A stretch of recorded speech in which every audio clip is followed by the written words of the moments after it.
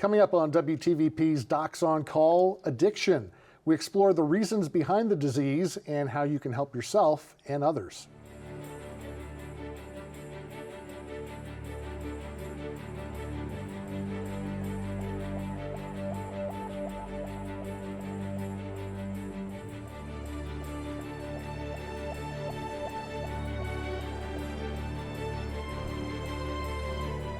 Good evening and thanks for joining us for WTVP's Docs on Call. I'm Mark Welp. September is National Alcohol and Drug Addiction Recovery Awareness Month. And to give you more information on addiction, we have Dr. Robert Leiser. He is board certified in family medicine and addiction medicine, and he is the medical director of the Addiction Recovery Center, or ARC, at Carle Health Proctor Hospital. Thanks for coming in, doctor. Thank you for having me. Great to see you. So we talk about addiction, and some people say, hey, I'm addicted to chocolate, I'm addicted to this TV show, but it's a lot more serious than that for a lot of people. How do you define addiction? Addiction is a term we toss around very loosely. I have a talk that I give, I'm addicted to chocolate cake, and so when you really get into addiction, we define it as a chronic brain disease with continued use despite negative consequences. So you continue to use substances or have behaviors, and the negative consequences keep coming, but you continue to use. And it's that chronicity in nature which kind of begins to develop as the addiction is what it is. So if I'm understanding this right, there's behavioral addiction and then there's also substance use disorder. Can you kind of differentiate between those two things? Sure. When we talk about substances, we're talking about physical substances. We talk about alcohol, we talk about tobacco, cocaine, methamphetamine, opioids as the opioid epidemic, heroin. Those are the types of physical substances. But then we have behavioral substances or behaviors that are more like gambling, pornography, gaming, internet, overeating, shopping disorders, compulsion disorders is what those are. And how are those two categories similar and how are they different? So whenever you have an addiction, I always use this analogy when I talk about addiction to patients because they don't understand, and that's a big part is about educating these patients. When you think about addiction, you think about it as a chronic brain disease. And so you have the middle of the brain, which is our reward center. When someone says, hey, great job, you look great today, you get a rise in this happy neurochemical called dopamine. So dopamine makes us feel good with everything. But when you use substances or have a behavior, it also increases dopamine too. And the brain goes, oh my gosh, I love this. I want more of this. Now, the front of the brain, which is our higher executive function that tells us to take a left, take a right, yes or no, is usually in control. But what happens is that the substance and behaviors are so strong in this chemical reaction that you lose control. It's a loss of control because you shouldn't drink because it causes cirrhosis, it causes all these negative problems, but the reward center says, hey, I want more of the substance. And so we keep using it despite knowing that. And that's what happens with a lot of people is that, hey, we know we shouldn't do this, but we continue to do this. So it comes down to that neurochemical response and euphoria within the brain is what it does. How much is that neuro response and how much is, or maybe it's the same thing, your psyche convincing you that, hey, I need a drink to get through the day or I need another drug to get through the day? It's a little bit of both. And we know that this is not a moral failing. People don't choose to become an addict.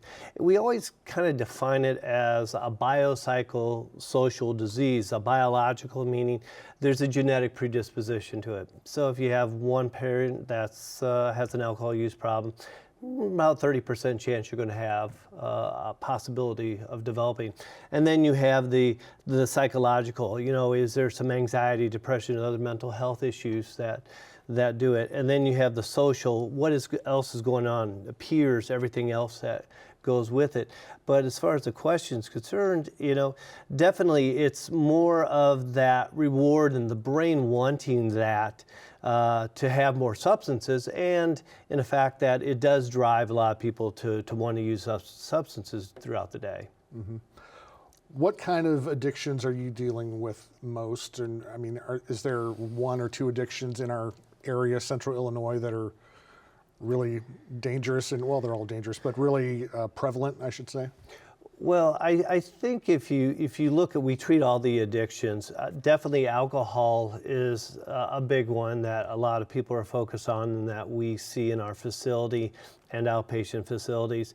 Definitely if you look in the Peoria community, the Peoria County has a higher alcohol use than the rest of the state. And so alcohol is big. Obviously, the opioid epidemic over the past few years with the rise of fentanyl and other substances has been a big thing that we do treat also. But then gambling, we always forget about gambling. Gambling is such a big behavior addiction. There are so many casinos in Illinois. We have gaming cafes. We have all of these that gaming and that gambling is such a big thing. And then we have cocaine addictions. We have the methamphetamines addiction. And then obviously with marijuana being legalized, we still do see cannabinoid use disorders with that also. Has there been any studies done, since marijuana has become legal to say more people are addicted, less people are addicted, anything like that? There are studies in process, let's say, because now that it's legal, we have more opportunity to do the studies, and that was one of the positives about it being legalized is we can now study it more and seeing, okay, what certain percentage of people do or develop a use disorder from the marijuana. Mm-hmm. So how does one know if they're an addict, or how can a family member spot someone who they think is an addict? What should they look for? Right. And that's always kind of difficult because there's so many different levels of substance use, whether they're a social user, if they're a heavy drinker or a heavy user. I think we can split it into two areas. We can say physical and then emotional. So physical ways, are there changes in their behavior? Have they gained weight? Have they lost weight? Have they not taken care of their daily health? Have they not showered for a while? Are there bruises on their skins due to the coordination of being intoxicated from the substances? Are they have fractured ribs, other fractures within the body? Is their nutrition poor? Do they have more excitability at inappropriate times at 3, 5, 6 o'clock in the morning from using stimulants, whether it's cocaine, methamphetamines, things like that? And so those are the physical type of things to look for as far as the changes. And then emotional, we see changes in people's personality. Are they more irritable, more cranky? Do you see more depression? Are they more withdrawn? Do they have more anxiety? So all these things can definitely be clues to it. And have they stopped doing social obligations or family obligations? Are they not showing up for family functions? Are they not showing up for work? Are they calling into work? These are all the clues. And do they have withdrawal symptoms as far as being more irritable from not having substance? Because we talked about substances providing happiness, euphoria, and once we don't have the substances, we get cranky, we get irritable, we have those types of things. And so is there a switch or something from people just unable to get the substance and have those emotional? So those are kind of the ways that when I look at it. But still, that doesn't, it's very hard to pick out somebody that can have a social alcohol use problem. Mm-hmm. So. When someone wants to get help for an addiction, is it typically after they've hit quote unquote rock bottom and something awful has happened and they finally realize they need help? Or do some people just say, you know what, I'm sick and tired of being sick and tired? You're right. I see both is what I see. Definitely I see people that are brought in by a loved one, a spouse. I see people that are brought in by their work. because they showed up intoxicated at work, or they're hungover and they still have alcohol in their system. So it's always those loved ones, those close people. You know, we talked about interventions you've heard of when someone has a use problem. And so a lot of times people are brought in that way. Other people are like, hey, I'm just tired of this lifestyle. I'm tired of being tired. I'm tired of having to spend this ungodly amount of money for substances every week. And when I'm not unable, or I'm unable to pay my house payment, my car payment, because I'm spending so much money. And so that drives people in, and some people just say, hey, I'm ready to be done. And they show up on our doorstep for an assessment and evaluation. For people who haven't had an addiction, it's sometimes hard to understand why someone can't just stop cold turkey and all these other things. If someone is, you know, hooked on meth, cocaine, something like that, is there such a thing as quitting cold turkey? Does that happen? Well, that's yes, it does happen, but the risk of relapse is high. We have people that come in our facility because they want to detox off substances, whether it's alcohol, meth, coke, or whatever. That's great, but then they just want to detox and go home. With what I see is that if you don't do a recovery program after detox, probably that first 90 days you have a 60 to 90% chance of having a relapse, and that's the biggest thing. Yeah, you can quit cold turkey, but when we go back to that neurological process, the brain is still wired for that substance. It still wants that substance. And like for alcohol, I always say it takes about 12 to 18 months sometimes to stop that desire. I mean, you always will want to have that substance, just like let's talk tobacco. We have people that quit cold turkey, but years later they still say, hey, I haven't smoked for 20 years, but I'd still like a cigarette right now. It's because the brain never forgets what it's like to have that euphoria on that substance. And so you have to really do the recovery after just the detox, or you're going to relapse. And when you do the recovery, is that kind of rewiring the brain to? It is. It's supporting it. I always say you need accountability and support in recovery, and that's the biggest thing. When people come to inpatient with us, we help them with their triggers. We help them with their medical issues. We emotionally support them, because during that first 4 weeks or so, you're craving that substance pretty much all the time. And that's a big part, and that's where you need that solid recovery to say, okay, this is what I'm doing. I don't have access to the substance, which obviously helps. But then as time goes on, it's stepping down in a stepwise to help with that recovery, like after inpatient, which is usually 30 to 90 days, depending on the facility. Then we go to an outpatient program. And those outpatient programs help you deal with the recovery, but also that daily function of life is what it does, because it's stressful. In recovery, you're busy with recovery, you have life, you still have all the stressors, you have the coping issues is what it is. And so I always say you need that safe place to go after you go to inpatient, because if not, I can give you the best education and treatment inpatient, but if you don't do that follow-up as an outpatient, or you go back to same situation, same using friends, same place that has the cocaine, everything, you're going to relapse is what it comes down to. Sure. We talked about some signs earlier. Now, one of the hardest parts, I guess, is getting to rehab.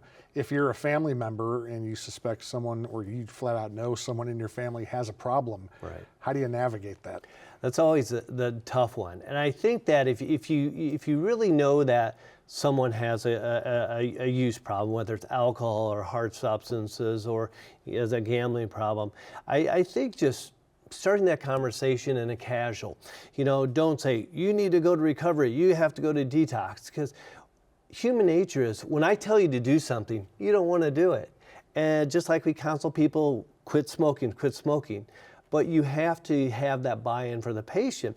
And so as a family member, you definitely have to have those conversations. And that first conversation might not even be about recovery. It might be, hey, do you think you're using too much of a substance. And so you have to have those conversations, and you have to have it when the person is sober. They can't be using it at that time. You have to have it in a neutral place, because if you have it at some place, they might really be defensive, and then you've lost them altogether. And if somebody is very resistant at first to, oh, how dare you bring that up, you don't keep pressuring them. You back off and you come back another time.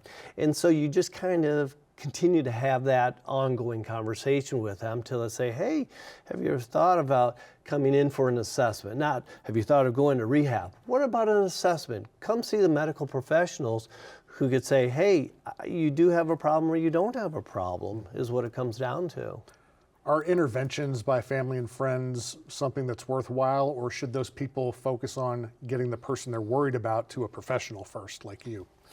I think it's both ways. I think as one is getting, you can do the intervention, but I think that that needs to be followed up with getting them in for that assessment, a professional to say, yes, you do have a problem. Because most people, as family and friends, don't understand addiction, and that's not their fault. They just don't understand the repercussions and the disease process. And so getting them in for that evaluation with a professional is the next step. Can you give us an idea of what the inpatient program is like? Because there may be people out there who are thinking, oh, that's scary. They're going to take all my stuff. I won't be able to talk to my family. Right. I can't afford it. Kind of walk us through that. Right.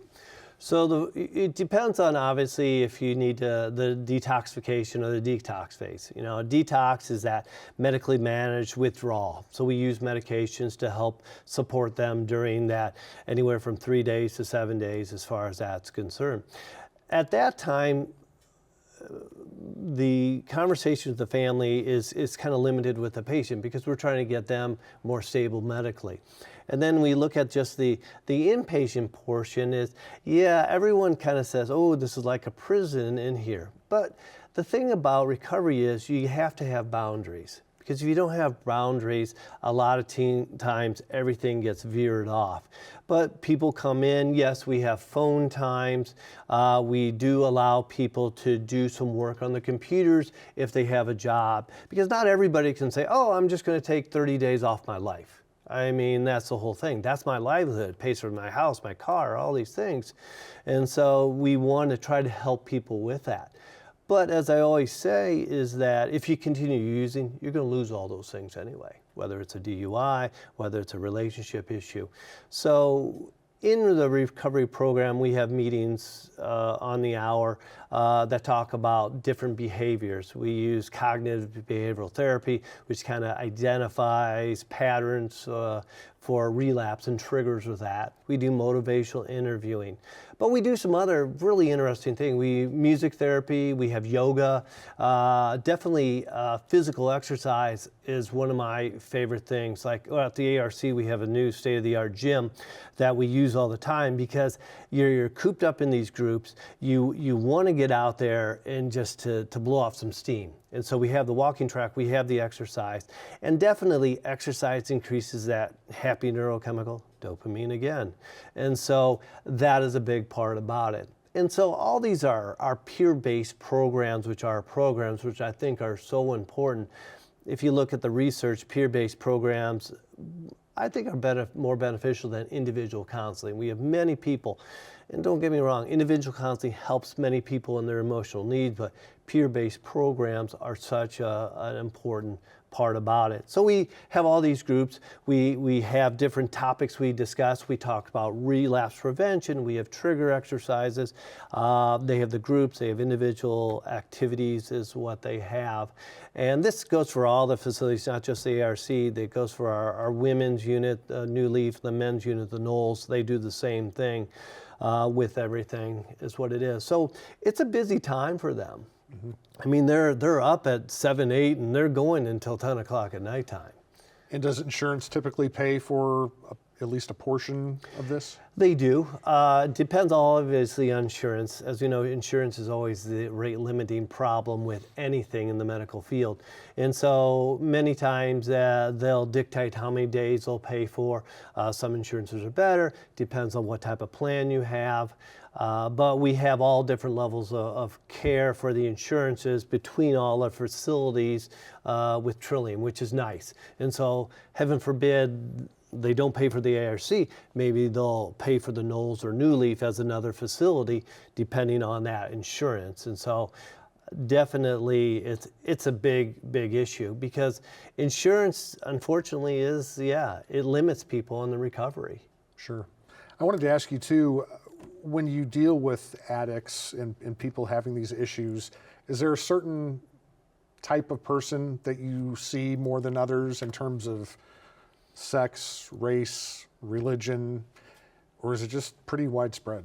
It's pretty widespread. I think if you got into the nitty-gritty and drilled down to it, you could probably get some specifics out there. But what I see, it's pretty much spread across the board.